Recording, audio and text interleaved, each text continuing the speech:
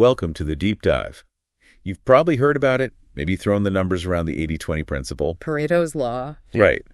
And it comes with this really compelling promise, doesn't it? The idea that you can achieve more, sometimes way more, by actually doing less. It sounds almost too good to be true sometimes. Exactly. So today we're going to, dive deep. We want to get past just the surface level. We'll look into its surprisingly interesting history. Which goes back further than many people think. Yeah, and explore just how widespread this pattern is. I mean, it seems to pop up everywhere once you start looking. It really does. And most importantly, we want to give you, our listeners, some practical ways to actually use this principle, not just as a, productivity trick, but as a way to gain real insights and maybe even improve things overall. Because it fundamentally challenges how we often think effort and reward should work. It pushes against that intuitive feeling of balance. It really does. Yeah. So let's just nail down the basics first. What exactly are we talking about when we say the 80-20 principle? Okay, so at its heart, it's the observation or assertion, really, that a minority of inputs, let's say causes or effort, maybe around 20%, tend to generate the majority of the outputs. The results, the rewards. Typically, the 80% figure we hear? Usually around 80%, yeah. But that ratio isn't set in stone, which we should definitely talk about. But the core idea is that imbalance. Small input, big output. Can you give a quick example, something relatable? Sure. Think about your job. It's quite likely that 80% of the results you achieve, the stuff that really matters, comes from maybe only 20% of your actual time spent working. Okay, yeah, I can see that. Or even simpler. Maybe 20% of the apps on your phone get 80% of your actual screen time. Perfect example. Or the classic one, 20% of your clothes get worn 80% of the time. It's this recurring pattern of disproportionate impact. So where did this idea actually come from? You mentioned it goes back a way. It does. What's fascinating is its origin. It wasn't cooked up in a modern business school or anything. It starts with Alfredo Pareto. Pareto, hence the name Pareto Principle. Exactly. He was an Italian economist working back in the late 19th century. Kind of obscure at the time, actually. And what did he notice? He was looking at wealth and land distribution in Italy, and he found this consistent pattern. Roughly 20% of the people owned about 80% of the land. Huh. That's specific. Pretty much. And he saw similar distributions in other countries and even in other areas, like the distribution of peas and pea pods in his garden, believe it or not. He noticed 20% of the pods contained 80% of the peas. No way. Peas.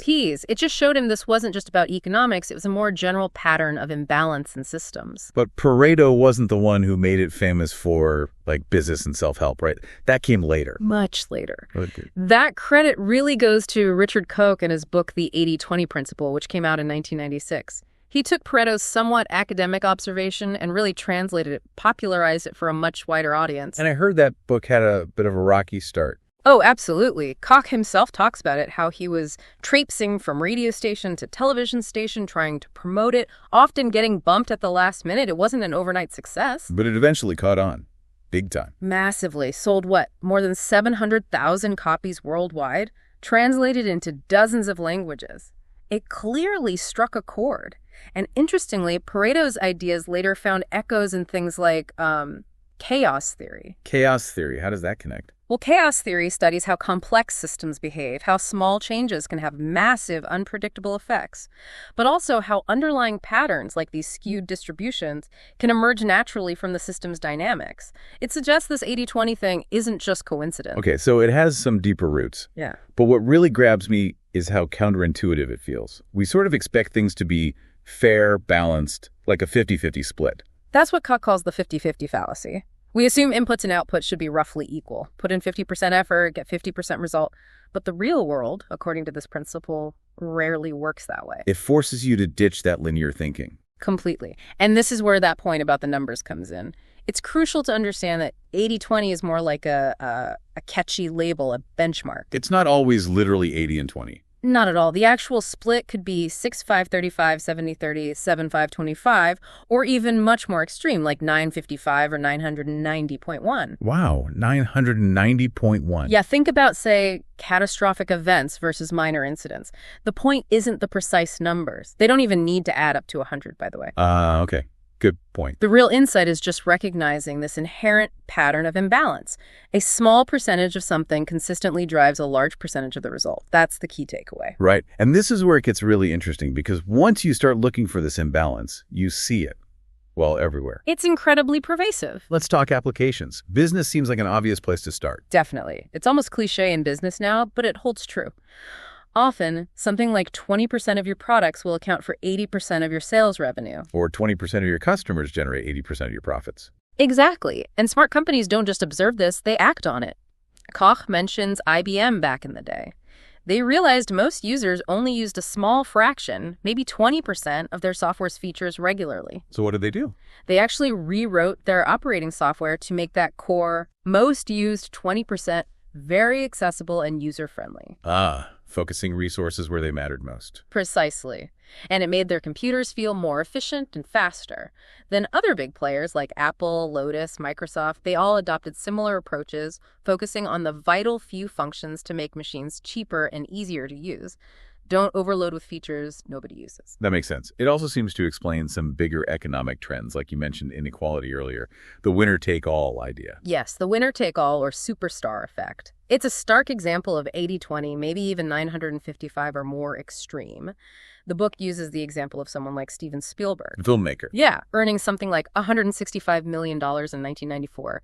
Compare that massive income to what, a merely competent film director or lawyer would earn. It's orders of magnitude different. A tiny fraction. A tiny fraction. And this isn't just about Hollywood A-listers. The book points to broader income data, like in the U.S. during the 1980s, where essentially all of the gains went to the top 20% of earners. All of them. According to the source, yes. And even more concentrated, 64% of the total increase went to the top 1%. It shows how, without intervention, gains tend to flow disproportionately. That's sobering. But the principle applies beyond money, too, right? In society generally. Oh, absolutely. The book cites some striking examples, like law enforcement data suggesting 20% of criminals account for 80% of the value of all crime. Wow. Or 20% of motorists cause 80% of accidents. It's the same imbalance showing up in social statistics. Okay, so business, economics, society. Mm-hmm. Let's bring it really close to home. How does this play out in our everyday personal lives? Well, think about your house. Koch uses the example. 20% of your carpets are likely to get 80% of the wear, the main walkways. Right, the high traffic areas. Makes sense. Or think about happiness. The book suggests that maybe 80% of the typical person's happiness or achievement in life occurs in a small proportion of that life. Those peak moments, those key relationships, those major accomplishments. That's a really powerful thought. So much of our life might yield only a small fraction of our actual joy or success. It flips the script on how we think about time, too. We often feel rushed, like there's never enough time. But Koch argues the principle suggests the reverse, that we are actually awash with time and procrastinate in its abuse. Meaning we spend too much time on the low-value 80%. Exactly. We fill our days with stuff that doesn't really contribute to those big pockets of happiness or achievement. If we could identify and focus on the vital 20%, imagine the difference. Okay, so identifying that 20% is key. This reminds me of Joseph Juran and the quality movement you mentioned earlier. Yes, a great connection. Juran, one of the gurus of quality management, explicitly used this. He talked about identifying the vital few sources of poor quality product. Instead of trying to fix everything at once. Right. Focus your limited resources on fixing the 20% of causes that are responsible for 80% of the defects.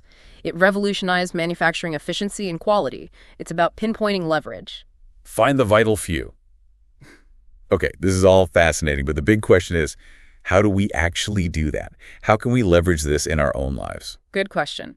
Koch outlines two main approaches. The first is what he calls 80-20 analysis. Analysis. Sounds data-heavy. It can be. It's described as a systematic, quantitative method. This is where you actually gather data, you measure things, you establish the precise relationships, like a business analyzing exactly which customer segment yields 80% of the profit.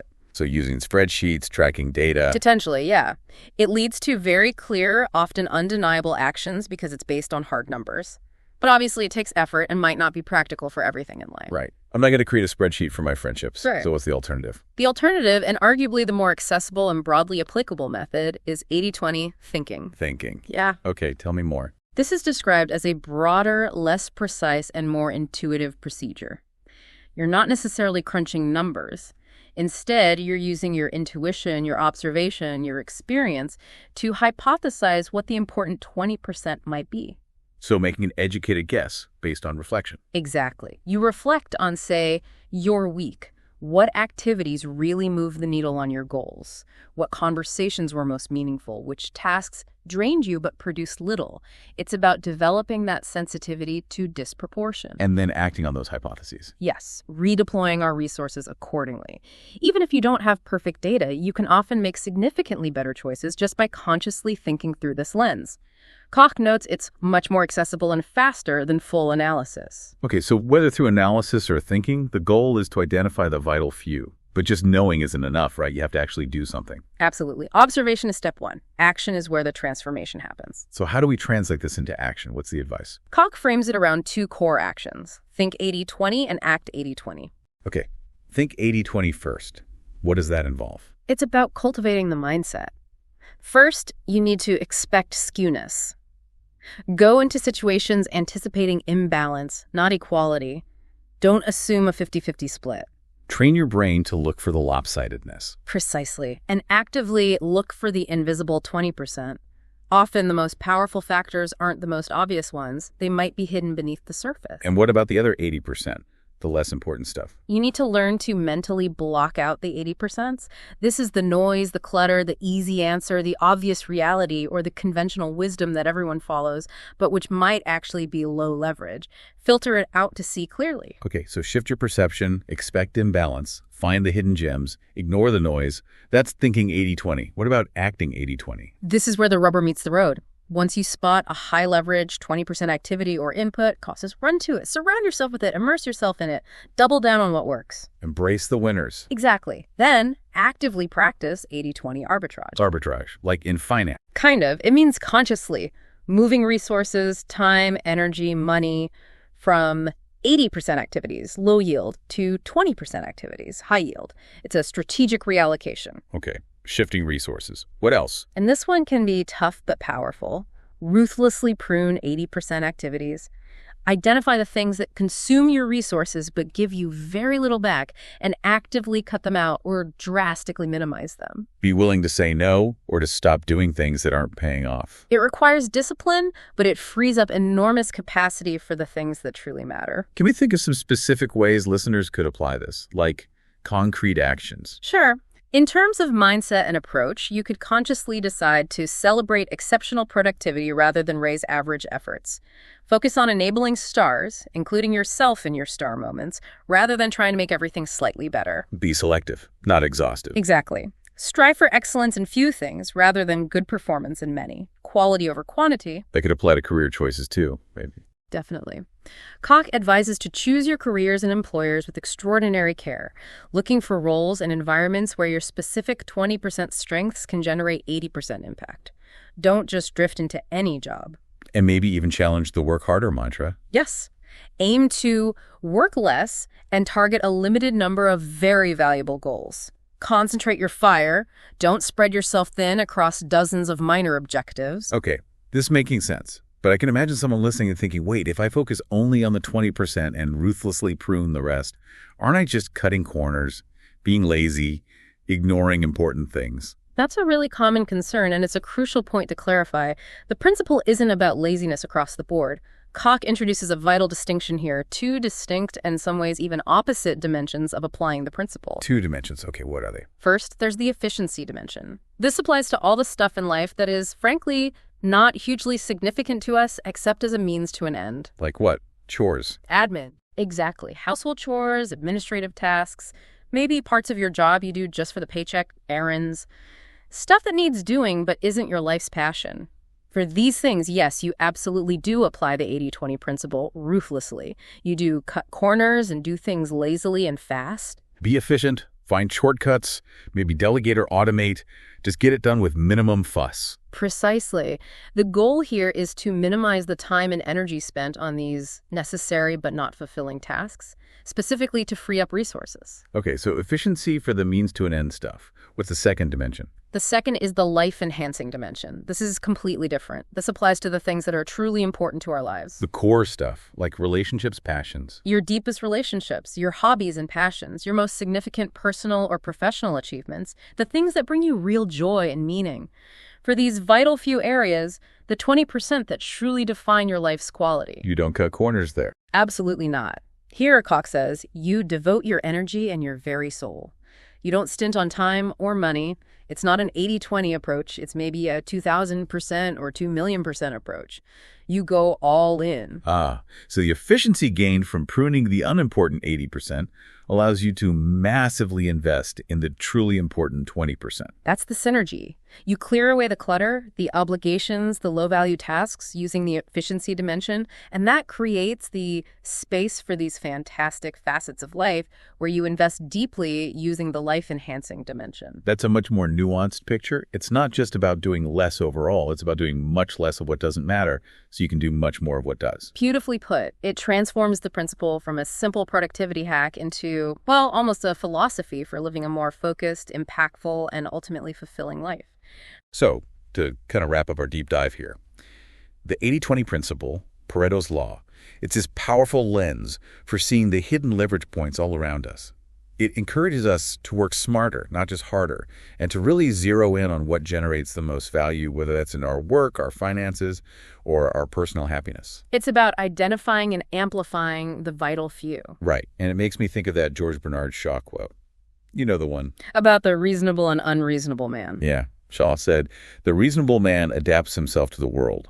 The unreasonable one persists in trying to adapt the world to himself. Therefore, all progress depends on the unreasonable man." I love that quote. And in a way, the 80-20 principle kind of empowers you, the listener, to be productively unreasonable, to reject the idea that all efforts yield equal results, to demand more from less in the right places. It gives you permission to challenge the status quo, to not just accept the average. Exactly. Koch suggests you can literally take your own small fragments of greatest achievement, happiness, and service to others and make them a much larger part of your life. You don't have to be stuck with the current ratio. You can actively shape it. Multiply your highs and cut out most of your lows. It's a compelling vision. So the challenge for all of us then is to start looking for those imbalances, to start thinking 80-20, and maybe, just maybe, start acting 80-20. Find your vital few and give them the attention they deserve. It could make all the difference.